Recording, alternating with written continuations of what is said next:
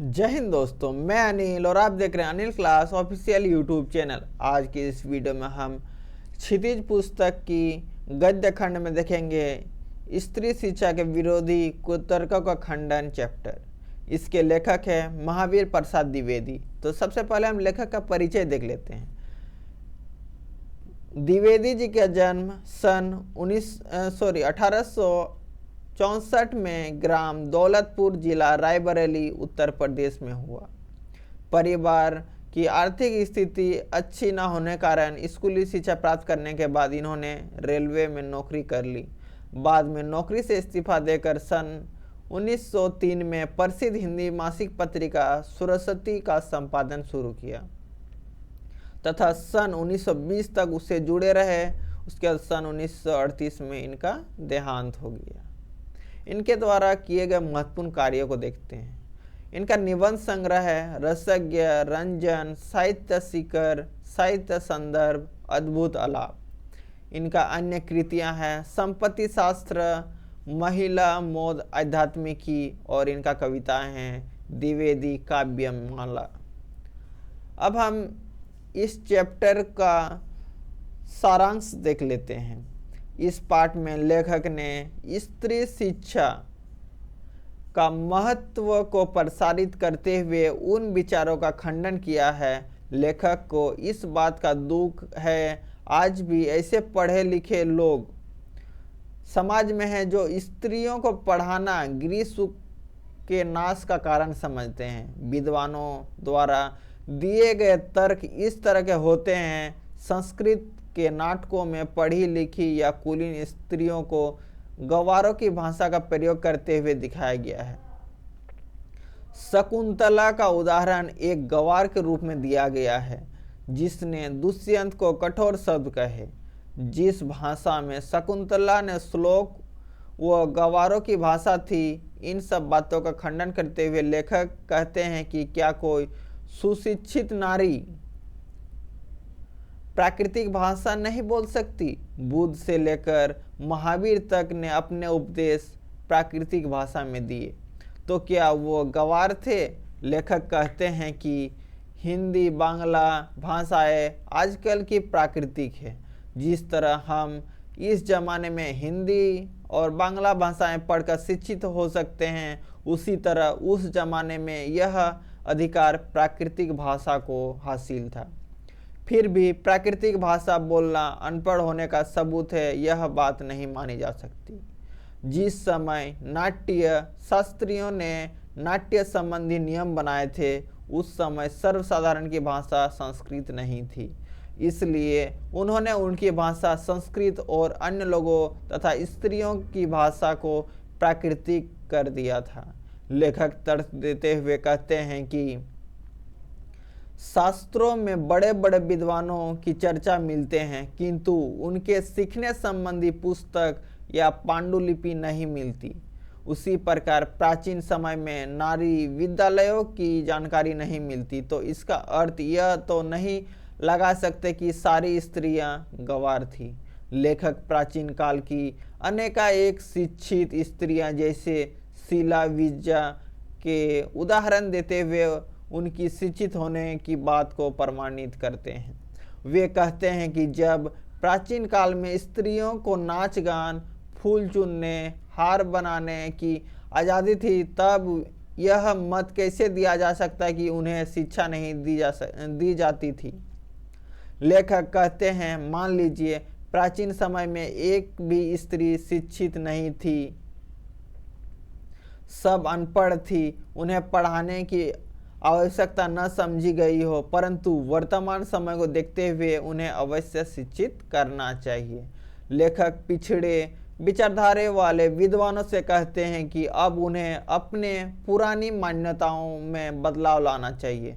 जो लोग स्त्रियों को शिक्षित करने के लिए पुराणों के हवाले मांगते हैं उन्हें श्रीमद् भागवत दशम स्कंद के उत्तरार्ध का 53वां अध्याय पढ़ना चाहिए जिसमें रुक्मणी हरण की कथा है। उसमें रुक्मणी ने एक लंबा चौड़ा पत्र लिखकर श्री कृष्ण को भेजा था जो प्राकृतिक में नहीं था।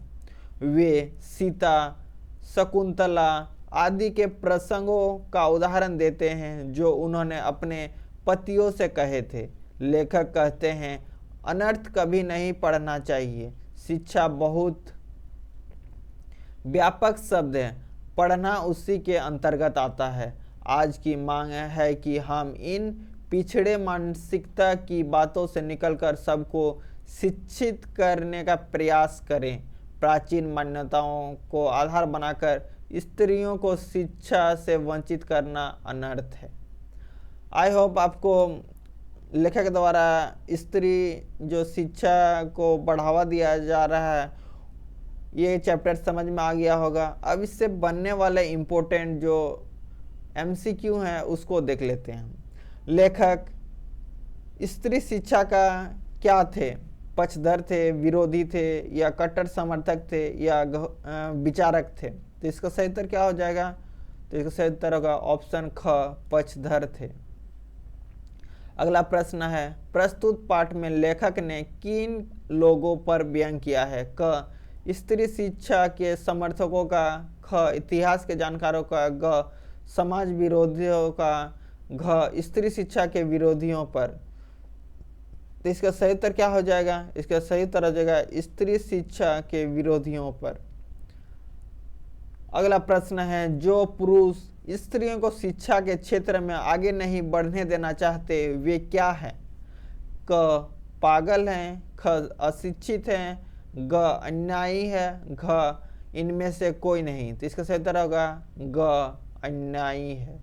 जो स्त्री को पढ़ाना नहीं चाहते या शिक्षा देना नहीं चाहते वह स्त्री के साथ अन्याय कर रहे हैं। अगला प्रश्न है, लेखक स्त्रियों को पढ़ाना क्या समझते थे? क, पाप समझते हैं, ख, पाप समझने वालों के विरोधी हैं, ग, पाप नहीं समझते हैं, घ, पाप समझने वालों के समर्थक है। तो इसका सही उत्तर क्या हो जाएगा? ख, पाप समझने वालों के विरोधी हैं। अगला प्रश्न है, स्त्रियों ने किसकी रचना भी की है? क, कहानियों की, ख, लेखों की, ग, कविताओं की, घ, वेद मंत्रों की। तो इसका सही उत्तर क्या हो जाएगा? इसका सही उत्तर होगा घ, वेद मंत्रों की। अगला प्रश्न है, लेखक के अनुसार शकुंतला का दुष्यंत पर क्रोध क, स्वाभाविक है, ख, पाप है, ग, गलत है, घ, अस्वाभाविक है। तो इसका सही उत्तर क्या हो जाएगा? इसका सही उत्तर हो जाएगा स्वाभाविक है। उनका क्रोध होना स्वाभाविक था।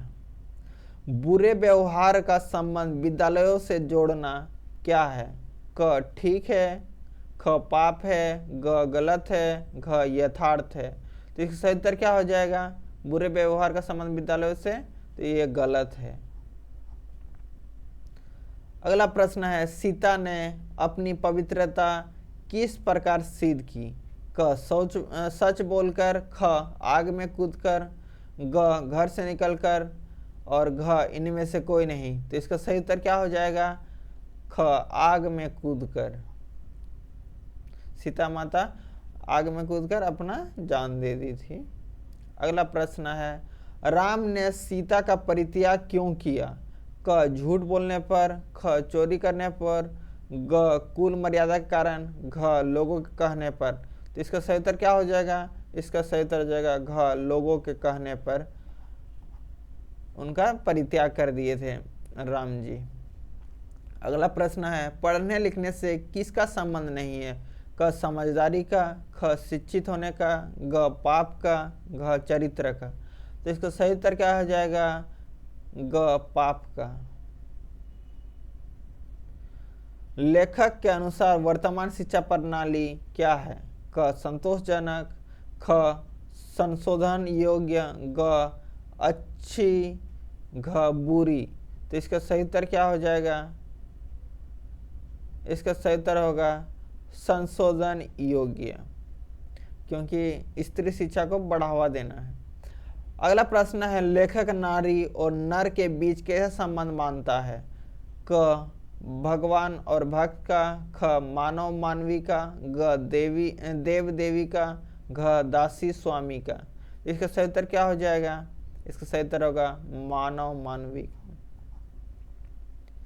अगला प्रश्न है, लेखक ने सुशिक्षित लोगों के किस व्यवहार पर चिंता प्रकट की?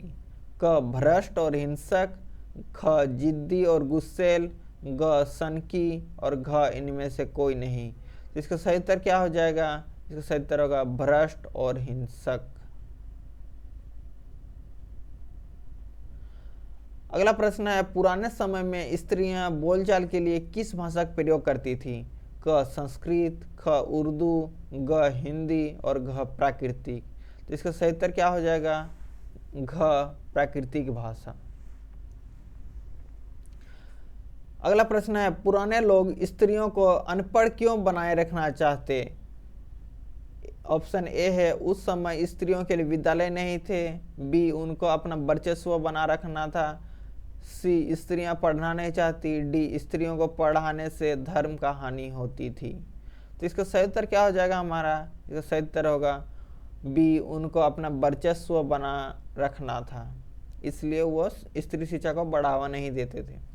अगला प्रश्न है, बौद्धों के ग्रंथ त्रिपिटक की रचना प्राकृतिक में क्यों हुई? ए, उस समय प्राकृतिक आमजन की भाषा थी। बी, वे लोग संस्कृत नहीं जानते थे। सी, जो प्राकृतिक भाषा है वो अनपढ़ों की भाषा थी और प्राकृतिक का चलन बौद्धों ने ही किया था। तो इसका सही उत्तर क्या हो जाएगा? सही उत्तर होगा उस समय जो प्राकृतिक भाषा थी वो आम जन की भाषा थी, यानी जनमानस की भाषा थी। प्राकृतिक पाली उस समय बहुत ही चलती भाषा थी उस समय आम जनों के बीच में। अगला प्रश्न है, वेद मंत्रों में स्त्रियों का योगदान क्या सिद्ध करता है? ऑप्शन ए है, स्त्रियां पुरुषों से अधिक पढ़ी लिखी थी। बी, ईश्वर स्त्री शिक्षा का समर्थक है क्योंकि वेद ईश्वरकृत है। सी, स्त्रियों के बिना वेदों की रचना नहीं हो सकती थी। और डी, इनमें से कोई नहीं। तो इसका सही उत्तर क्या हो जाएगा? इसका सही उत्तर हो जाएगा ऑप्शन बी, ईश्वर स्त्री शिक्षा का समर्थक है क्योंकि वेद ईश्वरकृत है। अगला प्रश्न है, सुशिक्षित लोगों का पेशा क्या होना चाहिए? ए, अशिक्षितों को शिक्षित करना। बी, पथ भ्रष्टों को सही मार्ग पर लाना। और सी, अधार्मिकों को धर्म का ज्ञान देना। और डी, उपयुक्त सभी कथन सत्य है। तो इसका सही उत्तर क्या हो जाएगा? उपयुक्त सभी कथन सत्य है, क्योंकि शिक्षित लोग होंगे तभी अशिक्षित को भी वो शिक्षित करेंगे और जो राह भटक गए हैं उनको सही राह पर लाएंगे और अधार्मिक कार्य करने वाले व्यक्ति को धर्म के रास्ते पर लाएंगे। ये सभी सुशिक्षित लोगों का कार्य है और पेशा होना भी चाहिए। अगला प्रश्न है, द्विवेदी जी ने शिक्षा को व्यापक क्यों कहा? ऑप्शन ए है, क्योंकि शिक्षा का प्रसाद पूरी दुनिया में है। बी, इसके अंतर्गत सिर्फ पढ़ना लिखना ही नहीं होता बल्कि सीखने योग्य विषयों का भी समावेश होता है। ऑप्शन सी है, इसके द्वारा मनुष्य बहुत सा धन कमा सकता है। डी, शिक्षा की अनेक शाखाएं होती है। तो क्या हो जाएगा हमारा उत्तर? इसका सही उत्तर होगा ऑप्शन बी, इसके अंतर्गत सिर्फ पढ़ना लिखना ही नहीं बल्कि सीखने योग्य अन्य विषयों का भी समावेश होता है। अगला प्रश्न है, शिक्षा के संबंध में निम्न में से क्या होना चाहिए? ऑप्शन ए है, स्त्री पुरुष की शिक्षा में भेद होना चाहिए। ऑप्शन बी है, केवल पुरुषों को शिक्षा मिलनी चाहिए। ऑप्शन सी है, स्त्री पुरुष की शिक्षा में कोई भेद नहीं होना चाहिए। ऑप्शन डी है, शिक्षा का अधिकार सभी को एक समान नहीं होना चाहिए। तो इसका सही उत्तर क्या हो जाएगा? ऑप्शन सी, स्त्री पुरुष की शिक्षा में कोई भेद नहीं होना चाहिए। अगला प्रश्न है, आचार्य महावीर प्रसाद जी ने स्त्री शिक्षा का विरोध करने वालों को क्या कहा? ऑप्शन ए है पागल। ऑप्शन बी है बात व्यथित। ऑप्शन सी है ग्रस्त। और ऑप्शन डी है उपयुक्त सभी। तो इसका सही उत्तर क्या हो जाएगा? उपयुक्त सभी। जो विरोध करने वाले थे शिक्षा का, जो स्त्री शिक्षा का जो विरोध करते हैं उसके खिलाफ थे आचार्य महावीर प्रसाद द्विवेदी, और जो नहीं शिक्षा दिलाना चाहते थे उनको वो अच्छा नहीं बोलते थे। अगला प्रश्न है, व्यक्ति को शिक्षा किस मार्ग पर चलने की प्रेरणा देती है? पहला ए सन्मार्ग पर, बी कुटिल मार्ग पर, सी टेढ़े मेढ़े मार्ग पर, डी ऊंचे मार्ग पर। तो इसका क्या हो जाएगा उत्तर हमारा? ऑप्शन ए होगा सन्मार्ग पर। अगला प्रश्न है, आचार्य महावीर प्रसाद द्विवेदी जी का जन्म कहाँ हुआ? ऑप्शन ए है सन 1864 ईस्वी में इलाहाबाद में, सन 1869 को पोरबंदर गुजरात में, सन 1864 में रायबरेली उत्तर प्रदेश के गांव दौलतपुर में, और सन 1901 में वाराणसी में। तो इसका सही उत्तर क्या हो जाएगा? इसका सही उत्तर होगा ऑप्शन सी 1864 में रायबरेली उत्तर प्रदेश के गांव दौलतपुर में। और ये जो 1869 है, इसमें अगर 2 अक्टूबर जोड़ देंगे तो पोरबंदर गुजरात में किसका जन्म हुआ था? बापू, हमारे महात्मा गांधी जी, राष्ट्रपिता। अगला प्रश्न है, आचार्य महावीर प्रसाद द्विवेदी जी ने किस पत्रिका का संपादन किया था? तो ऑप्शन ए है सरस्वती, ऑप्शन बी है वीणा, ऑप्शन सी है हंस, ऑप्शन डी है इंद्रप्रस्थ भारती। तो इसका सही उत्तर क्या हो जाएगा? ऑप्शन ए है सरस्वती पत्रिका का संपादन किया था 1903 में रेलवे की नौकरी छोड़ने के बाद, और 1920 तक किए, उसके बाद छोड़ दिए थे। अगला प्रश्न है, लेखक ने शौक की बात किससे माना? ऑप्शन ए है स्त्रियों की पढ़ाई को, ऑप्शन बी है स्त्रियों को न पढ़ने को, ऑप्शन सी है स्त्रियों को पढ़ाना गृह सुख नाश करना है, ऑप्शन डी इनमें से कोई नहीं। तो इसका सही उत्तर क्या हो जाएगा? इसका सही उत्तर होगा ऑप्शन सी, स्त्रियों को पढ़ाना गृह सुख नाश का कारण है। ये बात उसमें लिखा गया है। पढ़े लिखे लोग ये समझते थे कि अगर स्त्रियों को पढ़ाएंगे लिखाएंगे तो गृह सुख का नाश होगा। अगला प्रश्न है, लेखक ने ऐसे वैसे लोग किन्हें कहा? ऑप्शन ए है अशिक्षित लोगों को, ऑप्शन बी है दकियानुशी लोगों को, ऑप्शन सी है धार्मिक कट्टरवादियों को, ऑप्शन डी है जो स्वयं शिक्षित है परंतु स्त्रियों को शिक्षा का विरोध करते हैं। तो इसका सही उत्तर क्या हो जाएगा हमारा? इसका सही उत्तर होगा हमारा ऑप्शन डी, जो स्वयं शिक्षित है परंतु स्त्रियों